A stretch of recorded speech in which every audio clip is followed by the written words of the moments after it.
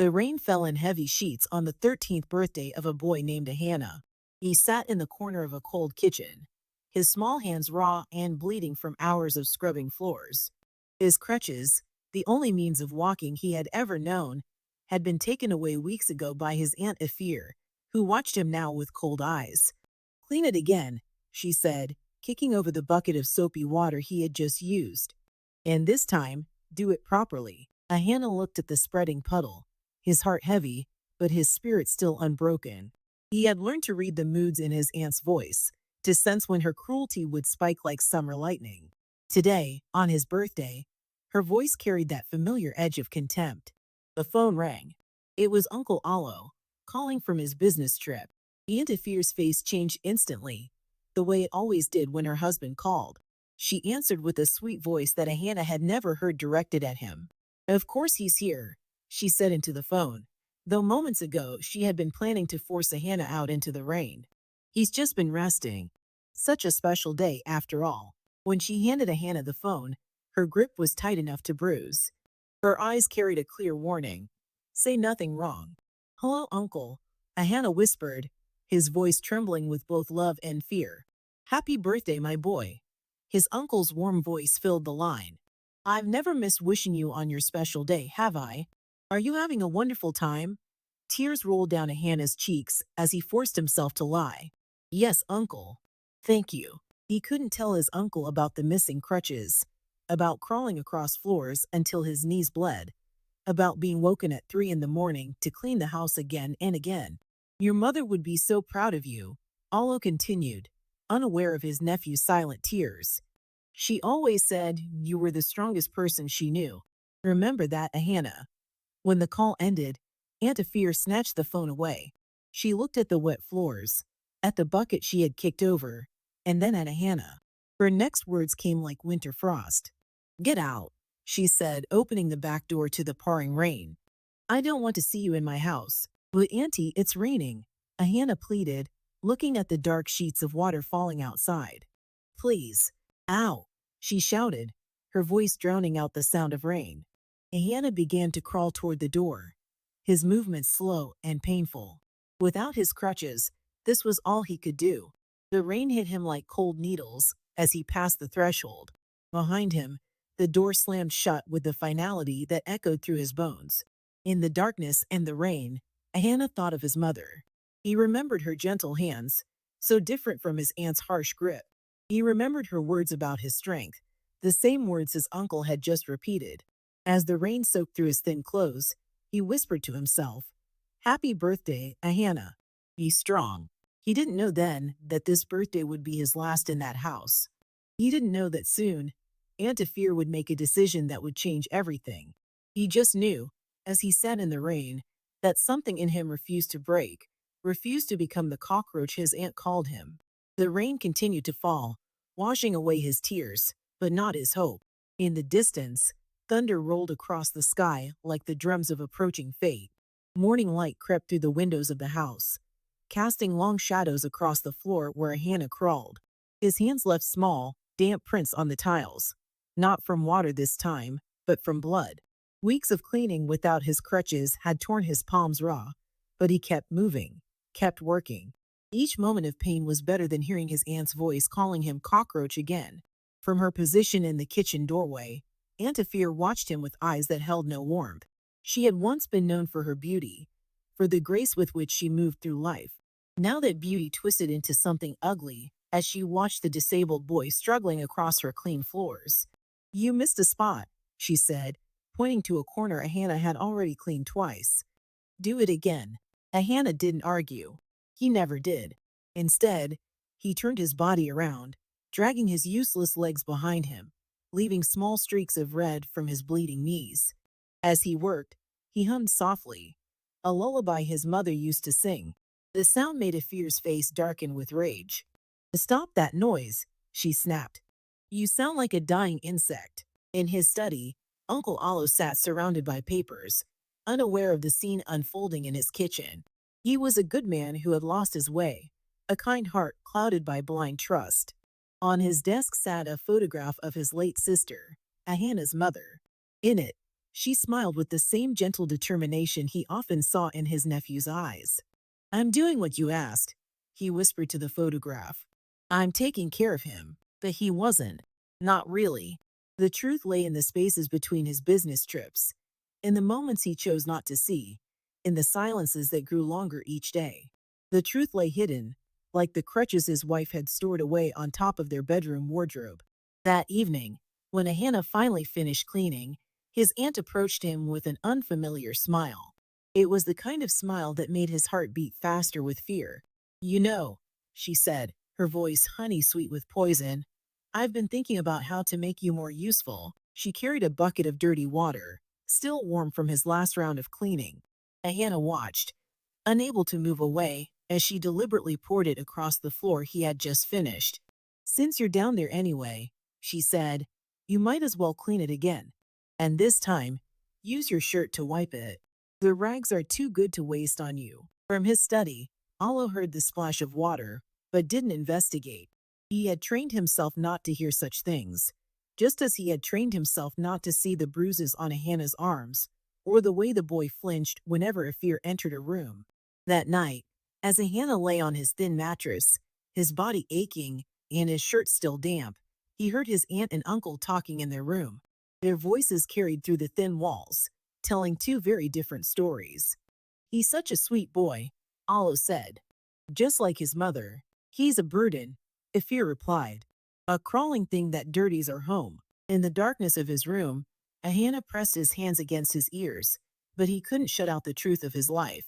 He was caught between these two realities, his uncle's blind love and his aunt's open hatred. Both would shape his fate in ways none of them yet understood. The moon cast shadows through his window, and in them, Hannah saw the shape of things to come. His aunt's cruelty was growing, feeding on his uncle's blindness. Soon it would reach a peak that would change them all forever. But for now, he lay still, his mother's lullaby playing in his mind, drowning out the sound of his aunt's harsh words. In their bedroom, Ifir stood before the wardrobe, looking up at where she had hidden Hannah's crutches. A smile played across her face as she thought of him crawling through her house like the insect she named him. She didn't know then that fate has a way of balancing scales, that cruelty creates debts that must be paid. She would learn this lesson too late, in a hospital room where her own legs would lie useless, and the word cockroach would come back to haunt her dreams. The first time Aunt Ifir called Hannah a cockroach, the word slipped out like a snake from between her teeth. She had watched him struggle down the hallway with his crutches, his movements slow and careful, and something in her twisted. Look at you, she had said, crawling around my house like a cockroach. The name stuck. It became her weapon, sharper than any blade, cutting deeper than any physical blow. Hannah learned to recognize the way her lips curled around the word, the way her eyes gleamed when she saw him flinch. But names weren't enough for Ifir. She needed more. One morning, while Hannah was in the kitchen washing dishes, she enacted her plan. She moved through his small room like a shadow, sprinkling foul-smelling liquid on his bed and floor. The smell filled the space quickly, acrid and unmistakable. Then she called for her husband. Olo. Her voice rang with manufactured outrage. Come see what your precious nephew has done. Olo came running. The moment he entered the room, his face changed. The smell hit him first, then the sight of the mess. His eyes, usually so kind when looking at Hannah, turned hard and cold. When Hannah hobbled to his room on his crutches, still wet from washing dishes, he found his uncle waiting. Uncle, I didn't, he started to say, but the slap caught him mid-sentence. His crutches clattered to the floor. His uncle had never struck him before. Ungrateful boy, Olo had said, his voice shaking with anger. Behind him, Ifir watched with satisfaction, her plan unfolding perfectly. But that was only the beginning. The real torment started when Olo left for his business trip. Ifir waited until his car disappeared down the street.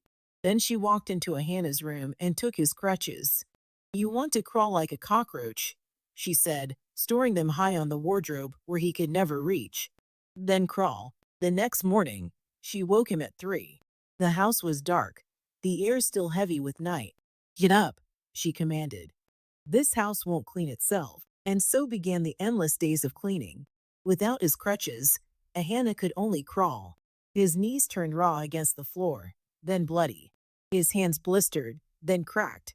Still, if fear demanded more, she would follow behind him as he cleaned, deliberately spilling water over freshly mopped floors. Do it again, she would say, watching him drag his body through the puddles. And again, and again. When he finished one room, she would mess up another. When he completed one task, she would create three more. She made him scrub until his fingers bled, then made him scrub more, watching the red smears his hands left on her clean floors. Look what you've done, she would say, making more mess for me to deal with.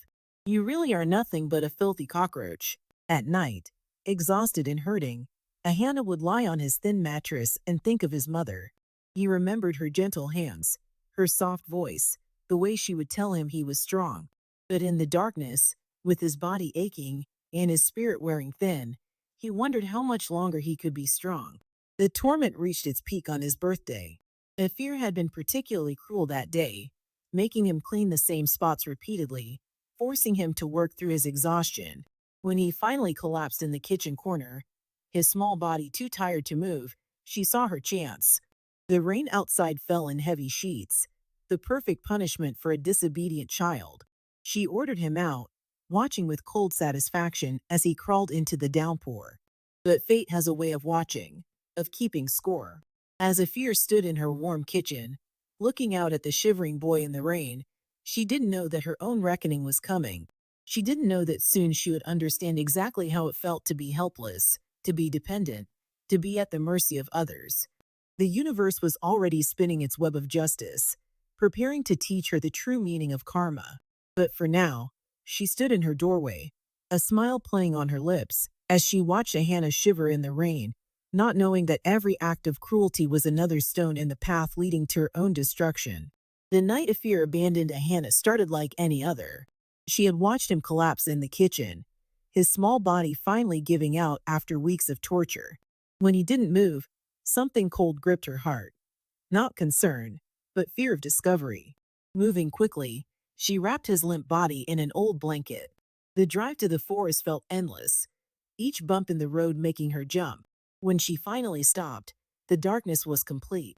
She dragged the bundle containing Ahana deep into the bushes, not looking back as she drove away. But that wasn't the end. It was only the beginning. The dreams came first. In them, she would hear Ahana's voice, soft and steady. "Why did you leave me, Auntie?" She would wake in cold sweats, her heart pounding. During the day, she told her husband that Ahana had run away. She watched Allah search frantically, making missing person reports, putting up posters. She played the role of the concerned aunt perfectly, but the dreams wouldn't stop. Desperate, she sought out the juju man who lived on the outskirts of town. His small hut smelled of herbs and old secrets. Smoke curled around his face as he listened to her story, the carefully edited version she told others. "I keep having these dreams," she said, "about my husband's nephew who ran away." The juju man's eyes seemed to see right through her lies. He handed her two small charms, dark and smooth like river stones. "Place these under your pillow," he instructed. "But remember, they must never be touched by another hand. The consequences would be severe." Fear clutched the charms tightly, hope rising in her chest. That night, she placed them carefully under her pillow, finally sleeping without dreams. But fate wasn't finished with her. The robbers came at midnight. They moved through the house like shadows, demanding money, ransacking rooms. As they searched, one of them lifted her pillow, and the charms clattered to the floor. That's when she heard it. "Auntie," the voice was unmistakable. "Why did you leave me?" The robbers froze. They heard it too. The voice of a child, coming from nowhere and everywhere. "I was so cold, Auntie." The robbers began to back away, their faces pale with fear. But Fear couldn't move. The voice grew louder, closer. "You made me crawl, Auntie. Now it's your turn." She felt something brush against her legs, like small hands grabbing at her ankles. The robbers were already running, their screams echoing through the night. But Fear remained frozen, feeling those invisible hands pull at her. "No," she whispered. "No, please." She ran. out of the bedroom, down the stairs, into the street. She didn't see the car until it was too late. The impact threw her body into the air. When she landed, she couldn't feel her legs. In the hospital, the doctors delivered their verdict. She would never walk again. As she lay there, paralyzed from the waist down, the irony was lost on no one. The woman who had tormented a disabled child was now disabled herself. But still, Ahana's voice wouldn't leave her alone. Was it worth it, Auntie? It would whisper in the dark hours of the night. Was your cruelty worth the price? When she finally broke down and confessed everything to Allo, her words poured out like poison from a wound. She told him about the hidden crutches, the endless cleaning, the final abandonment in the forest. The police searched the area where she said she had left him, but found only the blanket. No body, no traces, nothing. Some say that on quiet nights, you can still hear a child's voice in that forest. Not crying, not angry, just asking that same question over and over. Why did you leave me, Auntie?